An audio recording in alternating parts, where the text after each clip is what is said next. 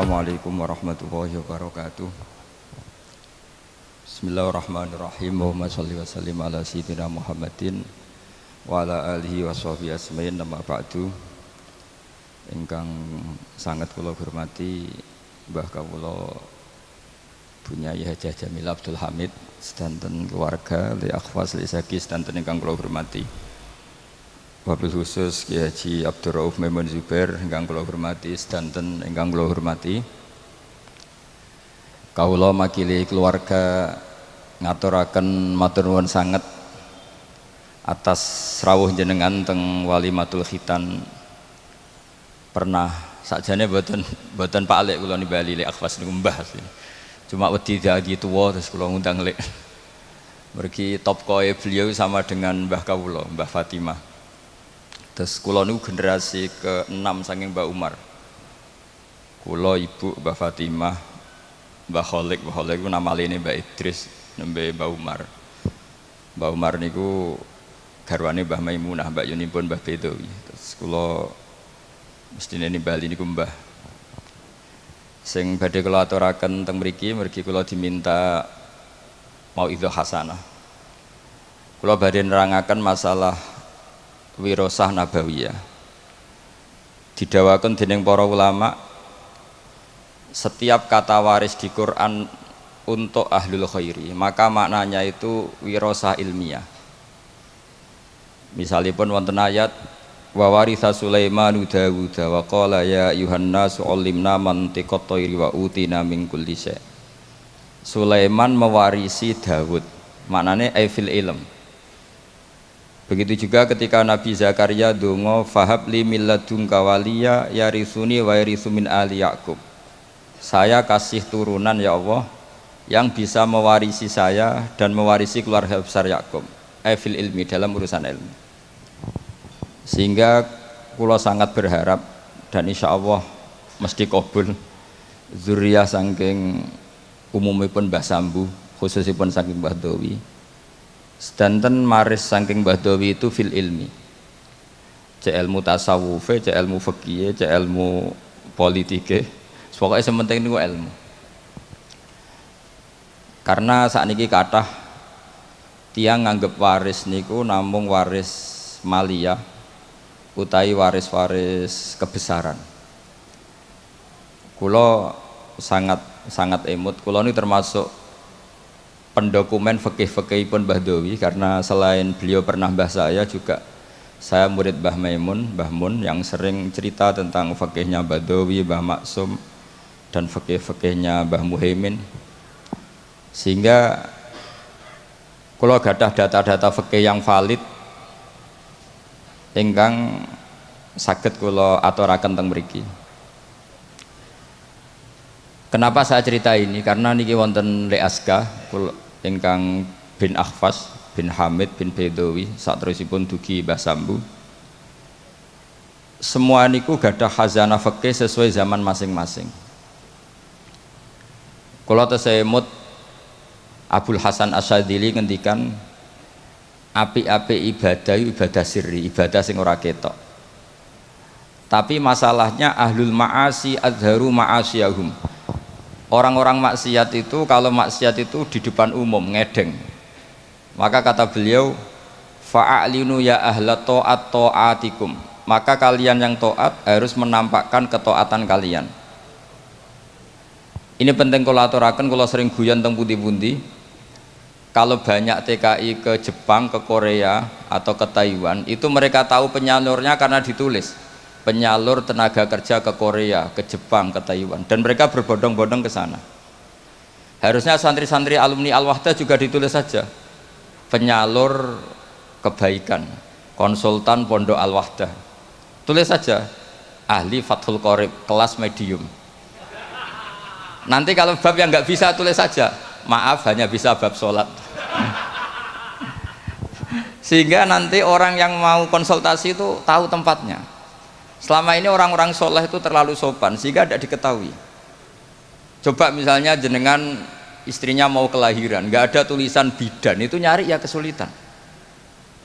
Dokter-dokter itu terang-terangan dokter umum, kalau merasa pinter ditulis dokter spesialis.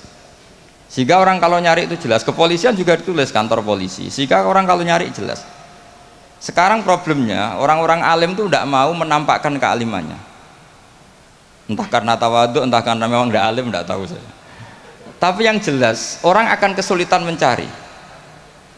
Jadi saya berharap nanti alumni-alumninya Gus Akhfas ini ditulis saja ahli Fathul Qorib kelas medium, spesifik bab sholat, pantangan misalnya muamalat, ditulis saja supaya nanti itu jelas. Loh betul ini, karena dulu Badawi ngajar tafsir itu ya di Masjid Jamek. Semua ulama itu kalau ngajar harus di depan umum biar ilmu itu terkontrol, terkoreksi. Dulu tidak ada ulama yang sembunyi-sembunyi, tidak ada. Imam Bukhari menjadi alim gitu itu diuji 100 ahli hadis di depan umum. Nggak boleh ilmu sembunyi-sembunyi, karena ilmu itu butuh diuji. Ilmu medis ya gitu, kalau kamu ingin gelar doktoral juga ada munakosah, ada ujian terbuka. Nah sekarang ketika yang nampak itu orang-orang yang tidak ahlul ilm, karena ada medianya, kemudian kita sudah ketinggalan jauh. Saya punya cerita, karena kemarin saya di Korea 7 hari, saya diceritain begini, Pak Gus, menang kalah itu sementing diterangno, karena kalau nggak dijelaskan itu bahaya. Singkat cerita, ada cerita begini, jadi orang Korea itu kalau ada orang mau sholat dan majikannya baik itu ditawarin gini, apa saya belikan patung, karena mereka tidak bayangkan satu ibadah kok tidak ada apa patungnya. Itu saya punya teman termasuk jajaran orang Garuda, itu sholat di mall, ya di mall di Korea. Itu security langsung nelpon polisi, Pak polisi di sini ada ritual teroris ya. Jadi kalau namain sholat itu ritual teroris. Pertanyaannya adalah sejauh mana kita punya media untuk menjelaskan ini sholat, ini zakat, ini haji. Sehingga tadi malam saya masih ngajar di Pondok Sidogiri, saya cerita kalau orang bisa ke Korea karena tulisan penyalur tenaga Korea, kenapa santri-santri tidak menulis saja penyalur santri ke Al-Wahdah, penyalur santri ke Sarang. Setidaknya kita jadi media. Kita sekarang kesulitan nyari kitab ahli sunnah di kota, itu kesulitan. Yang ada ya kitab-kitab tahqiqan Albani, kitab-kitab kubu mereka. Dari kesulitan itu akhirnya yang dibaca ya mereka, yang diterjemah ya mereka, yang dikaji ya mereka. Dan ketika kita mendebat mereka, kita sudah ketinggalan zaman karena itu sudah terpatri.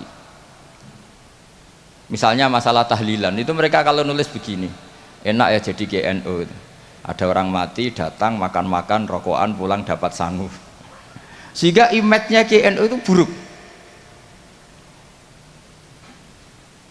Jadi biasanya yang bisa balas ya yang sama-sama cangkem elek. Makanya saya ini pendukung gerakan cangkem elek, tapi jangan yang kiai-kiai yang gitu, biar yang mereka saja. Terus mereka yang jawab nulis, kamu rela ibu kamu, mbah kamu mati terus dibuang kayak kucing, nggak ada yang doain. Karena di debat pakai logika sudah tidak bisa. Kemarin saya kedatangan tamu dari Jakarta cerita, salaman habis sholat itu ada dalilnya enggak? Itu debat di Jakarta nggak pernah menang dia, pakai logika sehat nggak pernah menang. Akhirnya bisa menang karena apa? Teman saya bilang gini, kamu setelah sholat boleh nggak ke kamar mandi, kencing atau berak? Boleh. Nyalain HP boleh nggak? Boleh. Berarti yang nggak boleh itu ingat Allah. Kan lucu kan, habis sholat wiridan ingat Allah nggak boleh, tapi nyalain HP boleh, ke kamar mandi boleh. Akhirnya menang lewat logika yang agak kasar, cangkem elek lah cara Jawa itu. Karena kalau enggak ya nyari detailnya hadis. Mana buktinya Rasulullah setelah sholat baca ini, terus salaman begini. Logikanya ya itu tadi. Kamu habis sholat boleh nggak nyalain HP? Boleh. Boleh nggak ke kamar mandi? Boleh. Kenapa wiridan tidak boleh? Kenapa ingat Allah tidak boleh? Nah, lagi-lagi ini menyangkut media. Sekali yang masuk itu pikiran mereka, kita akan apa ya? Memasuki dengan pikiran kita juga kesulitan.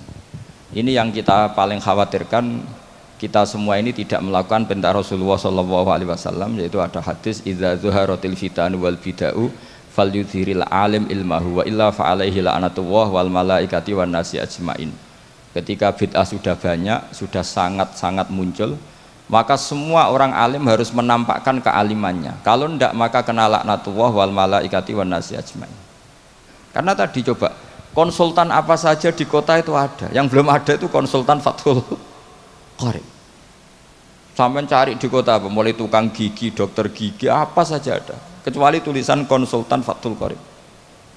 Jadi harusnya ditulis saja konsultan Mizan Kubro. Kalau alumni Al-Wahdah konsultan fikihnya Mbah Bedowi, konsultan Thariqah Syadziliyah. Menurut saya itu bagus. Setidaknya orang yang seneng itu mau tanya, yang hasud neliti, nggak masalah. Saya yang dikatakan orang alim seneng itu bukan karena apa-apa. Yang seneng ingin niru alim, yang hasud takjak kompetisi. Ben seru. Sehingga dua-duanya baik menurut saya. Karena tadi yang seneng biar niru, yang hasud dijak nopo kompetisi. Tak suruh baca di depan saya. Ini penting saya utarakan karena sekarang itu Masya Allah betul. Saya termasuk orang yang bangga dengan tradisi lasem.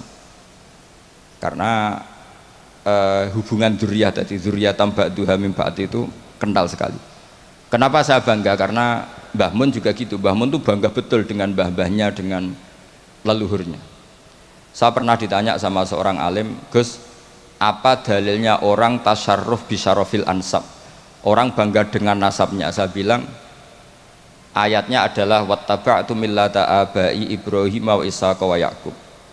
Nabi Yakub, Nabi Ibrahim, Nabi Ishak itu adalah leluhurnya Nabi Yusuf. Sebetulnya beragama Islam itu ya berdasar agama Islam itu agama yang benar. Tapi kata Nabi Yusuf, wattaba'tu millata abai, saya mengikuti cara beragama mbah-mbah saya. Yaitu beliau menghitung mulai Ibrahim, Ishak, Yakub. Karena Yusuf bin Yakub bin Ishak bin Ibrahim. Nah, kenapa niru agama ini harus ada masternya? Saya ngaji di Jogja, padahal Jogja itu kota yang jarang menerima wasilah. Saya bilang begini, saya masih ingat betul dawuh Mbah Mun itu.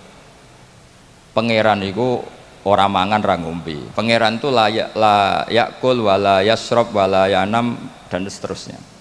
Sehingga kebaikan itu tidak bisa niru Allah, karena Allah ini qadim, Allah itu enggak tertirukan, karena Allah itu mukhalafatul hawadis. Yang bisa ditiru, yang bisa ditiru itu ya makhluk. Sehingga Allah dawuh ihdinas siratal mustaqim, bukan siratoka tapi siratal ladzina an'amta alaihim, jalannya mereka yang telah engkau beri nikmat. Jadi kita niru Mbah Hamid, niru Mbah Bedowi, niru Mbah Abdul Aziz, sampai Mbah Sambu, sampai Syarif Hidayatullah, sampai Sunan Bonang dan seterusnya. Nah, tapi orang-orang kota itu maunya itu ibadah sendiri, baca hadis terus membayangkan maknanya demikian, dipraktekkan tanpa guru. Makanya kemarin ada rame-rame masalah milkul yamin, itu korban belajar tanpa apa? Guru. Nah, mereka itu sebetulnya orang-orang yang masih kosong. Ketika kita bilang dalilnya pakai guru, ya Fatihah itu ihdinas siratal mustaqim siratal ladzina an'amta alaihim, jalannya mereka yang telah engkau beri nikmat. Nah, karena kalimatnya adalah an'amta, yang telah engkau, maka kemungkinan terbaik memang niru orang yang sudah meninggal, karena terbukti husnul khotimah, tidak terkontaminasi macam-macam. Tapi kalau niru yang masih hidup itu kan nggak ada jaminan nanti stabil, enggak, karena ya manusia itu harus setelah terkenal terus setelah punya jabatan mungkin agak-agak rubah ya macam-macam.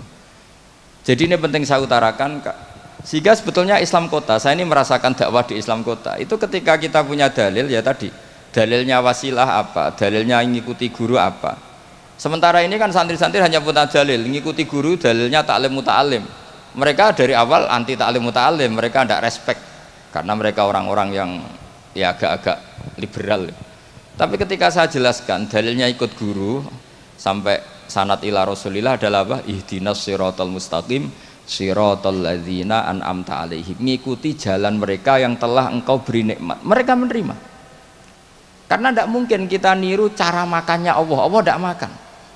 Kita niru guru-guru kita bahwa makan niatnya at-taqawi alal ibadah, niat supaya kuat ibadah. Kita nikah niru para nikahnya orang soleh supaya ditaksiri ummati Muhammadin sallallahu alaihi wasallam, untuk memperbanyak umatnya Rasulullah sehingga banyak orang alim.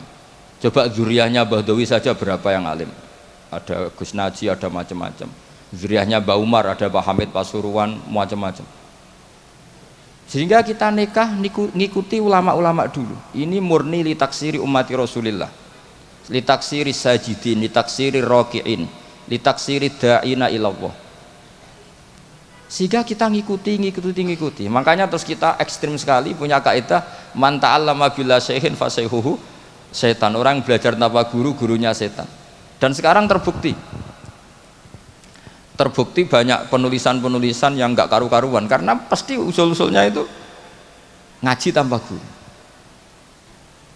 Makanya dulu Mbah Hamid Bedowi itu masyhur, semoga ini nggak ditiru Gus Akhfas, ini kebaikan tapi nggak perlu ditiru, karena zaman era itu memang masih lazim kalau ada orang kuliah kok tentang keislaman itu, kata Pak Hamid, ji anak sekolah ning ndi teng ITB bah, ya sadok ning ITB paling otak-atik sekrup, tapi nak ning kono otak-atik agama.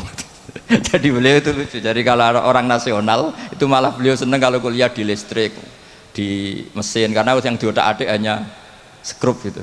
Tapi kalau orang-orang kebanyakan kok kuliah di yang berbau agama itu nggak boleh, karena takut yang diotak-atik itu agama. Itu menurut saya satu kearifan, tapi Gus Hafaz jangan niru itu, nanti orang banyak salah paham karena eranya berbeda. Tapi itu menurut saya itu satu kearifan, betapa arifnya guru-guru kita, mbah-mbah kita. Agama ini satu kebaikan, tapi tetap saja yang kelola harus orang-orang yang kredibel. Kalau ndak ya ndak karu-karuan. Saya ini termasuk tim tafsir. Itu paling kesulitan itu nafsirkan ayat-ayat yang menjadi jargon mereka, karena secara zahir maknanya itu menguntungkan mereka. Saya ulang lagi, karena secara zahir itu maknanya menguntungkan mereka. Sehingga saya dulu ketika ditawarin jadi tim tafsir di UII, saya bilang saya mau asal fikihnya diserahkan saya. Berapa persen Pak? Ya 100%, kalau enggak saya tidak mau. Kenapa demikian? Sekarang tuh ada kelompok tekstualis, sehingga yang enggak ada di Quran ya halal. Misalnya Quran enggak mengharamkan tikus, mas, ya tikus berarti halal. Jadi yang enggak ada di Quran ya halal, kan kacau. Saya sering bilang ke mereka, nggak ada apa tidak tahu. Kalau nggak ada ya beda kalau sama dengan tidak tahu. Mereka itu kalau ngitung jumlah yang halal itu hanya pakai ayat kulla ajidu fima ukhiya ilayya muharraman ala ta'imi yatamu saat terus itu. Tentu pengecualiannya hanya 3, hanya lahmal khinzir dan seterusnya, itu 3 itu tok. Tapi mereka tidak hafal bahwa di antara aturan umum Quran itu adalah wa yuharrimu alaihimul khobais. Dan di antara ciri utama Rasulullah Muhammad adalah mengharamkan semua yang menjijikkan. Jadi tikus itu kira-kira kamu jijik enggak? Kotoran manusia jijik enggak? Kencing manusia itu jijik enggak? Ini sesuatu yang pasti haram karena termasuk apa? Al-khobais. Terus begini contoh dalam fikih lagi. Ini contoh terakhir, teman tenang saja. Di sini karena saya dipesan sambil nunggu Habib Anis ini. Orang menikahi mbaknya sekaligus nikahi adiknya kan tidak boleh. Al-jam'u bainal ukhtain. Jadi istri kamu pertama mbaknya sekaligus nikahi adiknya fi nikahin wahid, dalam nikah satu itu tidak boleh. Dan itu Quran hanya membicarakan itu, wa antajma'u bainal ukhtaini. Di antara yang dilarang adalah menikahi mbak sama adiknya bersamaan. Andai kan itu diterjemah bebas, maka terus nanti ada ayat di berikutnya, wa ukhillalakum ma waru'adalikum, selain itu halal semua. Kan nggak kebayang misalnya orang menikahi perempuan dan budenya, orang menikahi perempuan dan mbahnya, dengan alasan itu di Quran tidak ada. Maka saya berkali-kali bilang saya mau ikut tim tafsir asal fikihnya saya. Akhirnya ya saya terjemah wa antasma'u bainal ukhtain, dan tidak boleh mengumpulkan mbak dan adiknya. Saya tambahi sendiri dalam kurung juga perempuan dan budenya, juga perempuan dan bulenya, juga perempuan dan mbahnya, atau semua perempuan yang punya hubungan mahram. Harus ditambahi seperti itu. Karena dalam ilmu balaghah wa antasma'u bainal ukhtain adalah zikrul ba'di wa iradatil kul, menyebut sebagian. Jadi contoh haram adalah mengawini mbak dan adiknya. Itu hanya contoh saja, sebetulnya termasuk mengawini perempuan dan budinya, mengawini perempuan dan buliknya, perempuan dan mbahnya. Nah, cuma pikirannya Quran kan begini, yang potensi orang syahwat itu kan mbak sama adiknya, sama-sama cantik masih muda. Kan nggak kebayang misalnya Sri itu umur 17 tahun, kamu kawini bersama mbahnya yang umur 70 tahun. Maka Quran tidak perlu melarang, ini kalau asal orang waras kan nggak kebayang nikahin cucu dan mbahnya, sehingga Quran tidak perlu melarang itu karena pasti orang waras itu tidak akan melakukan. Jadi yang diperingatkan tuh jangan nikahi mbak dan adiknya karena potensi sama-sama masih cantik. Tapi kalimat ini pun, ini penghormatan saya kepada Mbah Bedawi, pada keluarga ahlul ilmi, kalimat ini pun maknanya hanya seperti itu. Maka Rasulullah ketika ayat itu turun langsung ngendikan, ditambahi wala benal mar'ati wa ammatiha wala benal mar'ati wa kholatiha. Begitu juga nggak boleh nikahi perempuan dan buliknya, perempuan dan budinya. Terus oleh ulama fikih ditambahi lebih umum, dua perempuan yang andekan yang satu lelaki itu tidak boleh nikah, maka dua perempuan ini tidak boleh dikumpulkan tahta rajulin wahid, di bawah satu lelaki. Berarti memasukkan perempuan dan mbahnya, perempuan dan saudara rodoknya, perempuan dan saudara musoharohnya. Nah sekarang bayangkan misalnya orang hanya baca Quran, yang haram itu hanya nikahi perempuan dan adiknya atau perempuan dan mbaknya, wa antasma'u binal ukhten. Tapi kalau perempuan cantik, budenya cantik, nggak apa-apa lah bersamaan, kan tidak ada di Quran. Itu bisa celaka kalau seperti itu. Dan makanya saya berharap Pondok Al-Wahdah mengkader gimana supaya semua mufassir itu faqih. Jangan karena dia belajar lughat, misalnya sekolah kuliah adab, kemudian dia menekuni tafsir hanya berdasar dia punya otoritatif di dalam ilmu adab atau ilmu balaghah, ilmu sastra Arab. Itu bahaya betul. Makanya saya ini kampanye sebesar-besarnya supaya penafsir Quran itu syarat utamanya itu tahu fikih. Karena yang pokok dalam Quran itu fikih. Tanpa fikih itu tidak bisa. Saya punya sekian contoh. Dulu Imam Syafi'i mengatakan begini, orang yang tayamum karena nggak ada air, syaratnya itu tolabul ma', mencari-cari air. Setelah mencari-cari baru boleh tayamum kalau ternyata nggak ada air. Ketika ditanya, mat dalil ala dalik, lalu dalilnya apa? Imam Syafi'i jawab, falam tajidu ma'an. Kemudian mereka tidak menemukan air. Terus kata beliau, la yuqalu liman lam yatlub lam yajid. Dalam bahasa tidak mungkin orang yang tidak pernah mencari kemudian dikatakan tidak menemukan. Di mana-mana tidak menemukan itu setelah mencari. Jadi semudah itu kalau orang alim menafsirkan Quran. La yuqalu liman lam yatlub lam yajid. Enggak mungkin orang yang enggak pernah nyari kemudian dikatakan tidak menemukan. Maka syarat tayamum li faqdil ma', tayamum karena enggak ada air, syaratnya pertama adalah mencari-cari air. Baru setelah nggak ketemu boleh tayamum. Idla yuqalu liman lam yatlub lam yajid. Karena tidak mungkin secara bahasa kalau bagi yang nggak mencari dikatakan lam yajid. Masya Allah wasallam Habib Anis. Jadi ini sesuai perjanjian karena sambil nunggu Habib Anis. Jadi ini saya tambahin paling 5 menit lagi. Monggo ahlan wasallam. Jadi saya mohon sekali sama muhibbin-muhibbinya Mbah Dawi, Mbah Hamid, Gus Akhfas, Gus Zaki, tolonglah maklumatkan bahwa kalian semua adalah hamalatul wahyi, warasatun nubuwah. Sehingga ini penting sekali karena tanpa itu tidak diketahui. Diketahui itu penting sekali. Enggak apa-apa, sampean tulis saja alumni-alumni Al-Wahdah, konsultan Fathul Qorib. Tulis saja. Misalnya kalau di Plang Malu, ya tulis di WA atau di status ahli Fathul Qorib. Nanti yang seneng ya ngaji, yang hasud bully, gak apa-apa. Yang penting menjadi maklum bahwa kitab ini masih hidup, pecintanya masih banyak. Saya punya pondok di Sragen itu pernah ditanya, Gus kenapa namanya pondok Fathul Qorib? Sekarang bilang ahli sunnah wal jamaah itu kadang beda dengan kita cara ahli sunnah wal jamaah. Mau bilang Islam Nusantara nanti kalau ditanya sataf tariku umati begini-begini, tidak ada yang termasuk Islam Nusantara, malah bingung lagi saya. Tapi kalau Fathul Qorib itu mesti orangnya ahli sunnah wal jamaah karena khas. Saya di Sragen punya pondok 2, yang satu tak namai Fathul Qorib, yang satu tak namai Aqidatul Awam, karena itu khasnya pesantren. Karena kalau dinamain pondok Imam Bukhari. Sekarang banyak orang nggak berani baca Imam Bukhari karena orang Wahabi kalau dalil ya pakai hadis sahih Bukhari lah. Pengapesannya orang NU itu hadis sahih. Jadi ya kasihan Imam Bukhari. Sebenarnya Imam Bukhari itu tidak milik mereka. Tapi gara-gara kita tidak baca Bukhari, mereka yang baca seakan-akan mereka yang tahu hadis sahih, kita yang tidak tahu.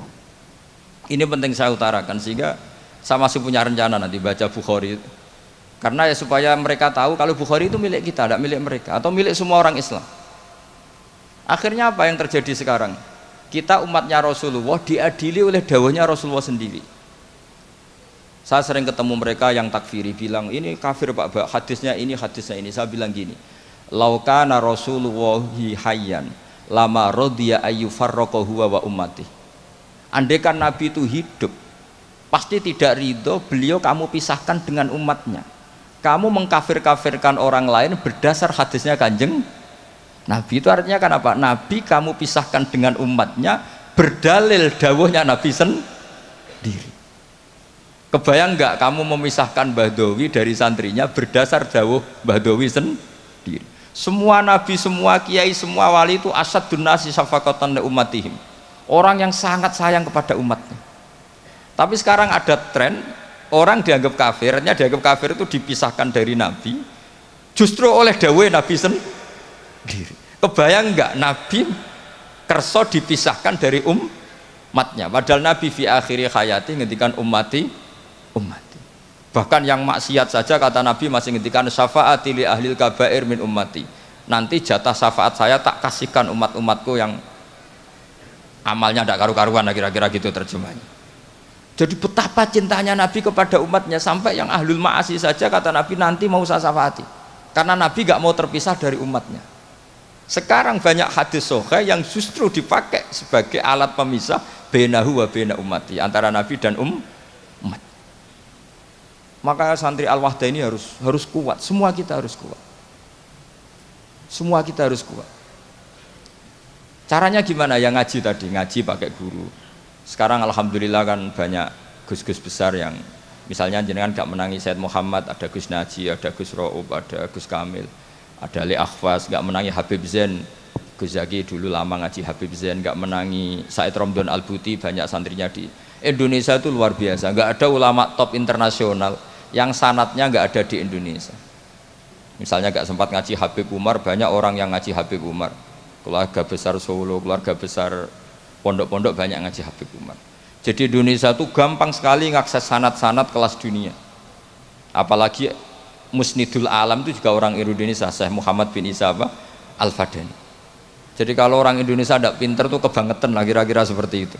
Karena gampang sekali ngakses sanad-sanad itu. Tapi sanad ini pula yang mulai hilang dari pondok-pondok pesantren, jarang yang mau menekuni. Makanya saya ingin sekali bahwa sanad-sanad ini terus kita jaga. Karena setelah sanad ini terjaga, itu gampang sekali melogika kebenaran. Kayak saya berkali-kali bilang, masa orang kafir 70 tahun menjadi iman gara-gara la ilaha illallah, tapi kemudian kalimat yang sama menjadi kalimat kekafiran kalau kamu bacanya di kuburan. Jadi kalau orang NU tahlil itu kafir, jaluk kuburan. Itu kata Said Muhammad dulu kalau guyon masyhur itu. Mbok takoki sik, ndekne jaluk kuburan apa malah ndongakno kuburan. Padahal doanya kan malah Allahumma ighfir lahu wa'afi wa'fu anhu. Justru kuburan ini yang didoain, tapi mereka lihat dari jauh karena begini dikira kita minta kuburan, padahal hakikatnya kita mendoakan yang ada di kuburan. Ini secara teori penelitian sudah gagal. Wong neliti saja tidak mau, observasi saja nggak mau. Coba kalau mereka neliti, ternyata mendoakan yang ada di kuburan, bukan minta kuburan. Semua orang NU misalnya kalau ziarah doanya gimana? Allahumma ighfir li sayhina, Allahumma ighfir li ummina, Allahumma ighfir li abina. Itu minta kuburan apa mendoakan mayit yang ada di kuburan? Mendoakan. Tapi mereka menuduh kafir, katanya kita minta sama kuburan karena melihatnya dari jauh. Karena begini dilihat dari jauh, oh minta kuburan kan gitu. Ini secara penelitian kan sudah kacau. Dan makanya saya minta sekali tradisikan tahqiq dan sanad-sanad yang mudah kita dapat, semoga diakses, dimuasalah secara baik, disambung secara baik. Saya kira demikian karena ini Habib Anies Darawuh sesuai kontraknya. Kalau beliau Darawuh karena memang semuanya menunggu beliau. Saya mohon maaf atas semua kesalahan dan saya derek senang atas walimatul khitan ini karena ini ajang silaturahim, ajang sambung keluarga, baik keluarga secara nasab maupun keluarga secara sebab yaitu para santri dan para muhibbin. Assalamualaikum warahmatullahi wabarakatuh.